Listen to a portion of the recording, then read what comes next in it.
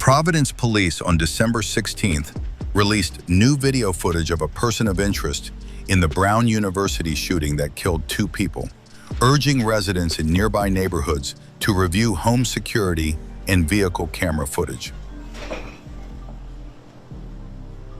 Providence Police Chief Oscar Perez said the video, which shows the individual before and after the shooting, was captured in residential areas near the campus.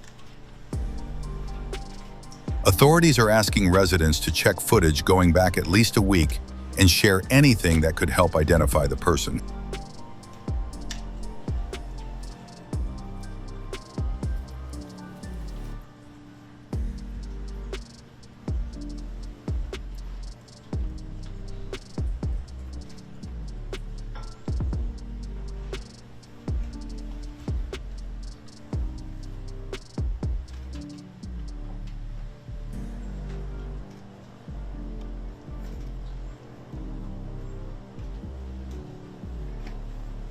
And this video that you just saw behind me, it all comes from the residential block of Waterman Avenue, Power, Ives, and Hope Street. And it's those residential areas that we're asking the public to look, if you have any camera systems or any Teslas, like I mentioned, that you look at that footage and that you can reach out to us and please provide us anything that you have.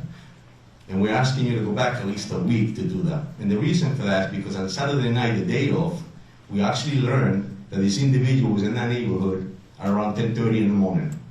We also know in this profession that many criminals will case out an area weeks and days prior.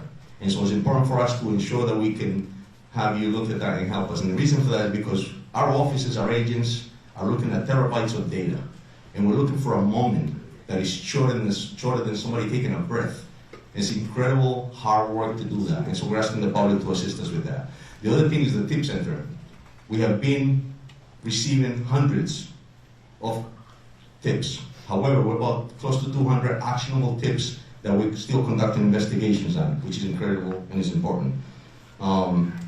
Again, keep in mind that this video footage is extremely important to us. And one more thing here, that as a reminder, please remember that the number that we need you to call is 401-272-3121, as well as the link that the FBI provided, which is fbi.gov,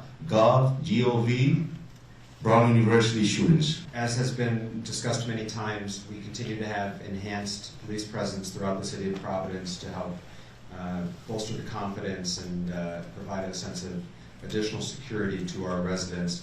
Today we were aided by neighboring municipalities in Central Falls and North Providence with supplemental officers. We're grateful to our neighbors for sticking up and standing up with Providence. The state police continues to be an incredible partner, and I thank the governor and Colonel Weaver for their partnership. Providence Public Schools remain in session. Friday is the last day of school before winter break. Spent some time at our schools again today. As has been the case in the past, the schools in the area of Brown are having regular police presence, and because of the assistance of the Rhode Island State Police, we've been able to provide additional police presence and coverage to other schools in Providence, and we thank them for that. When I was at one of our elementary schools this morning, the faculty were having a brief meeting before kids started to arrive, and in discussion with some of the teachers, I asked how they were doing, and one of the teachers said what I think a lot of us are feeling. She said, you know, it's hard, but I'm putting on a good face for the kids. We need to be here for them. And I think that's how a lot of our residents feel right now, which is that we are taking very tentative steps forward, but we're doing it for one another. And so I do want to thank our educators at this time. They're being asked to go to school right now. Our principals are asked to be going to school right now for the sake of the families and the kids. And at that same school, there was a second grader literally skipping to the front door because he's a second grader, and he doesn't know everything that's going on in this scary world right now. And so the strength of the adults has allowed that little kid to skip to school this morning, and so I want to thank all of my fellow residents of Providence for putting on a strong face for the sake of others at this time. There were questions yesterday, and so I'll also just give a brief update on the health status of the survivors. If folks will recall, there had been 8 hospitalized. 1 has since been discharged. There had been 8 hospitalized. 1 has since been discharged.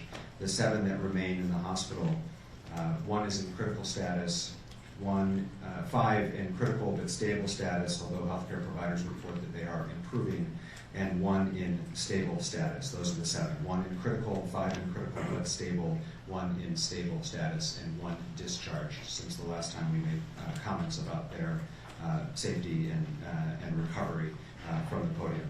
Chief Perez, you said that you believe this person was in the neighborhood at 10:30. Clarify, you believe that was at 10:30 the morning of the shooting, and what do you believe he was doing there at that time?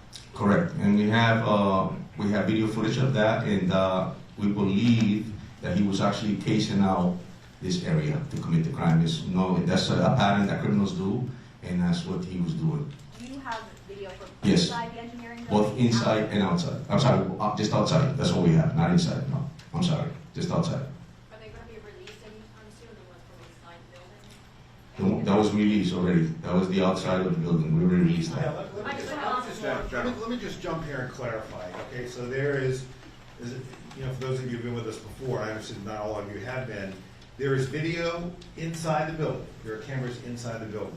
What we have released to you are videos of this person of interest.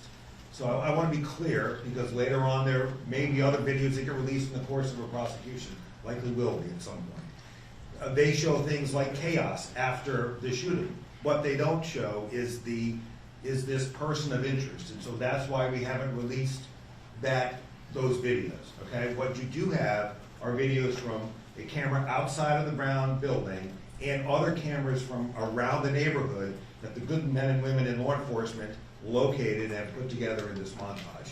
And to your question, Chris, there are 2 versions of that video, but the bottom line is they, as I understand it, they depict the same thing, and number 1, and number 2, the agencies are working very, very well together, as I think the special agent in charge would agree. Attorney We've got a follow-up and then we're going here. Just to clarify, there's no clear video of the suspect inside the engineering building. That's correct.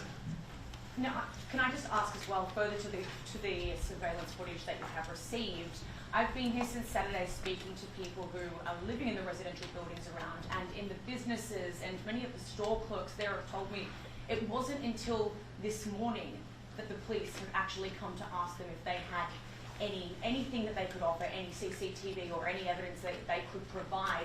Why has it taken 3 days for these people to have the police come to them to ask them for assistance? As I stated earlier, it's a residential block that includes a lot of homes, a lot of different camera footage, and it takes a lot of work in the sense that there's a lot of terabytes that we're looking at in order to be able to analyze it, pull what we need, and sometimes it's just a moment that we need, and it's shorter than somebody taking a breath, so it takes a lot of work. And then so once that leads us to a next location, and so we move strategically, we have to pull the video, download it, analyze it, investigate it, and then move forward. It takes time. Mr. Attorney General. Yeah, I just want to jump in there too, because I think I want to clarify in a sense what the chief is saying.